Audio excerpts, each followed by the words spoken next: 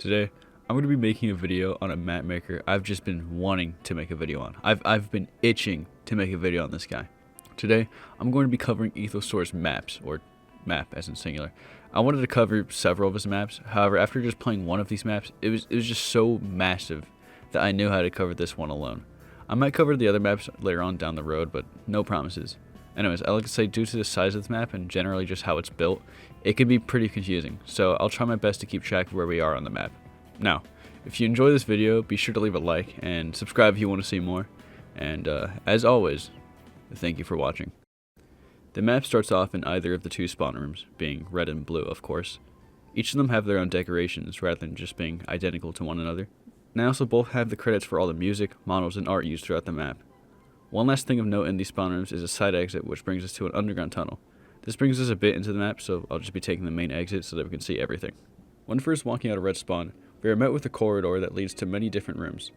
The first room we see is a restaurant named Slop and Slime, which is a payload map made by Ethosaur, which uses this really interesting art style to make it look more cartoonish, even more than TF2 already is. Walking out right next to the Slop and Slime is an advertisement parroting the Better Call Saul billboard. However, this little image on the map stood out to me as it had a phone number on it. I'm not going to spoil what happens when you call that number, so you guys can try it yourself. Walking a bit more down, we find the bread bank, which looks just like a normal bakery, but walking behind the counter is this little mouse hole which leads us to this room.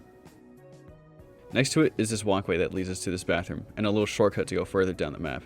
Once again, we'll be skipping past this to show more of the map. This is Ethosaur's balloon farm, which is a reference to one of Ethosaur's earlier maps.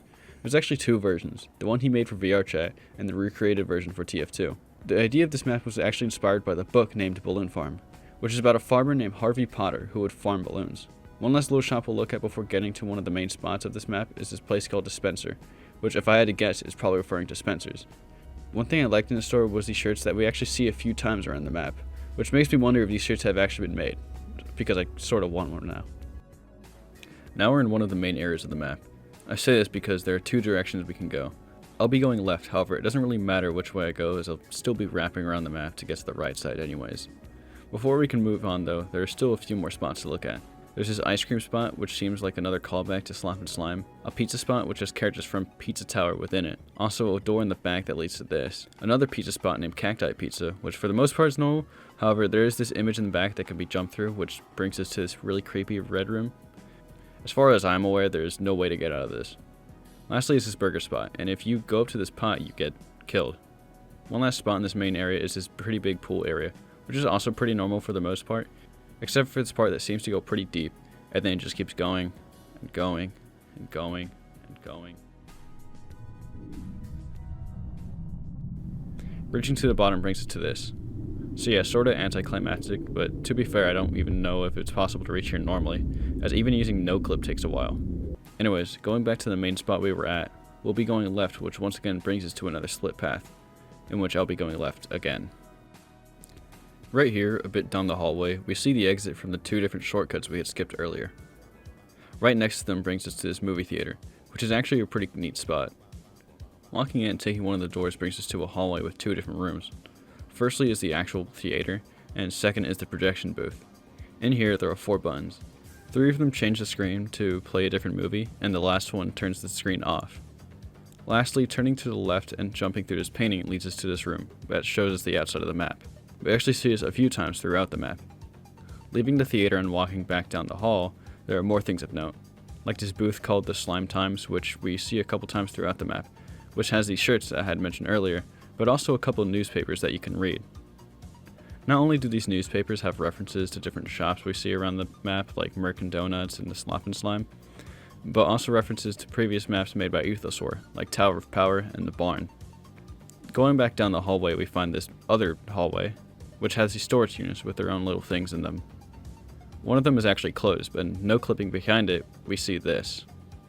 Lastly, at the end of this hallway is this area with 2 sets of stairs. The stairs going down are blocked off, so we have to go up. Going up leads us here, which is a reference to the rooftop area in Yume Nikki. Going back down the hallway we were at before, we were met with a turn, but also this really big black hole that kind of seems to be destroying part of the map.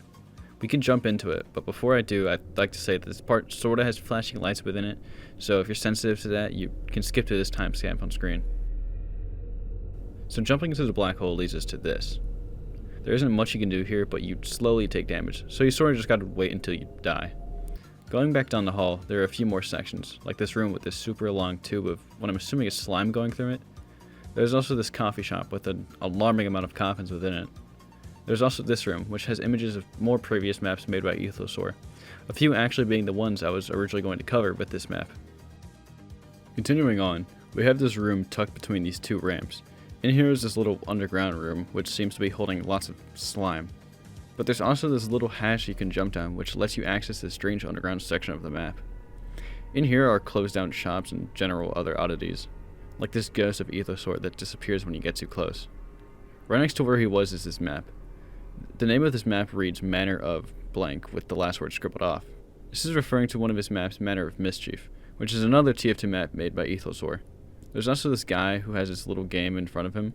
They ask if you want to play for a chance to win unusual. Unfortunately, you can't play this game, so I instead just robbed them for their unusual.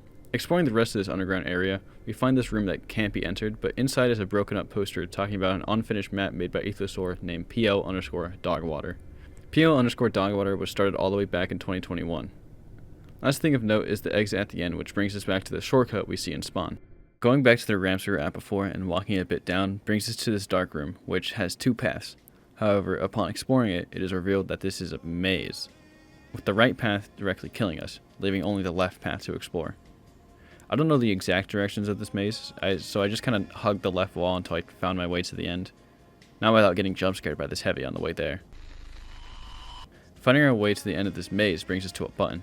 Pressing it puts us in yet another maze, which I'd say is a lot more disorientating than the first one. Eventually finding the end shows us a glowing door, along with these walls that have the shape of a heavy in it. These holes are actually a reference to a horror manga made by Junji Ito, in which people are attracted to these human-shaped holes on the side of a mountain, trying to find the one that was made for them, in which they squeeze into them and then become mutilated. Anyways, entering this door brings us back to the map. Going back to where we were, there are a few more things of note, like once again another slime times, which I had mentioned earlier, these room with these melon cubes that we actually see all over the map, and this barn which really creeps me out with this medic staring at me from the top window. Continuing a bit more down, we eventually make it to the path we would have gone if we had just gone right earlier. First off is this grocery store on the right, and the back of it is once again another exit for the shortcut that connects to Spawn. One other thing of note in this store that I had found just by jumping around was that by climbing up the side of the wall and jumping on top of this roof right here, brings us to this. We can actually find this little guy several times in the map. I tried to find a possible name for them, and the best I could get was Beluga, which is the name of their model file. I don't know if that's their actual name or if it's referring to the, type of whale, but yeah. Exiting the store and walking a little more down, we find a play place. First thing of note here is this big gun-looking thing. Climbing up the play place and reaching it brings us to this panel, which we are able to shoot it. It in fact does kill people, so yeah, be careful with it. Exploring this play place a bit more, we find this ball pit, which is fun at first, but we eventually fall a little deeper. Once you're down here, there's no way out.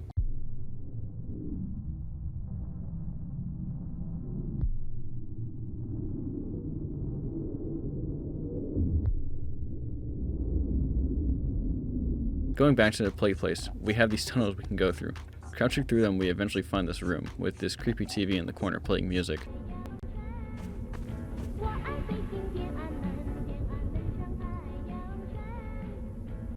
This TV and the music are a reference to the infamous video game Hong Kong 97, in which this song plays as the title theme.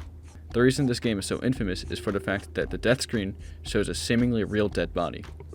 Continuing a bit more down the tunnels leads us to this unseen deeper part of the play place. Not much here other than the ball pit, but no creepy secrets this time. Exiting the play place and continuing down our path, we eventually find an arcade. There are of course games, as any arcade would have, and a prize counter. Exiting this arcade and continuing, we enter the spot with a little stage and a microphone, and just behind it is this staircase going up. Going up the staircase, we enter the void, with a house sitting in it. Not much of note inside this house, but I found it kind of interesting and a little creepy. Continuing down, we eventually make it to the end and find a few things. First is this seemingly closed down store. Second is this bar, and lastly is this door, which tells us we need to find 6 green head crabs from around the map to open the door, along with a list of where each green head crab is. Now I've said this before and I'll explain it again, but I will unfortunately not be showing where each of the head crab is, as I just want people to do that themselves and adventure around the map on their own, rather than just spoiling the fun and giving away each precise location. Besides, there's a list of hints anyways that makes it easier. So anyways, after collecting all 6 green head crabs, the door opens up and brings us to a gallery of a bunch of different drawings Ethosaur made. Going down the stairs shows a door saying we need to find the golden head crab to access this last door. Once again, I will not be revealing the location of it, as to be honest, there isn't one set location, but rather several locations as to where it could be, so have fun with that. Upon finding the golden head crab and walking through the door, we were met with a few things, like some screenshots of the map in the Hammer editor, a map of the entire map, and a few objects that do different things when interacting with them. The bumper car puts you into a bumper car, the balloon makes you have low gravity, and the mousetrap makes you tiny. Lastly, there's this box with pizza in it. Jumping into it brings us to the outside of the map, with the giant tornado we've seen outside the windows before. Now for this map, I actually got into contact with Ethosaur himself to ask him a few questions, in which, he answered them. So yeah, here they are. What inspired you to start making maps? Even before I started making source maps, I always had a fascination with architecture and cool buildings. I used to make a lot of buildings in Sims 2 and old park simulator games. I just loved making buildings and such. What motivated you to make these specific abstract maps? My motivation to make these strange maps mainly stems from the lack of a certain style of TF2 maps I don't see made much anymore.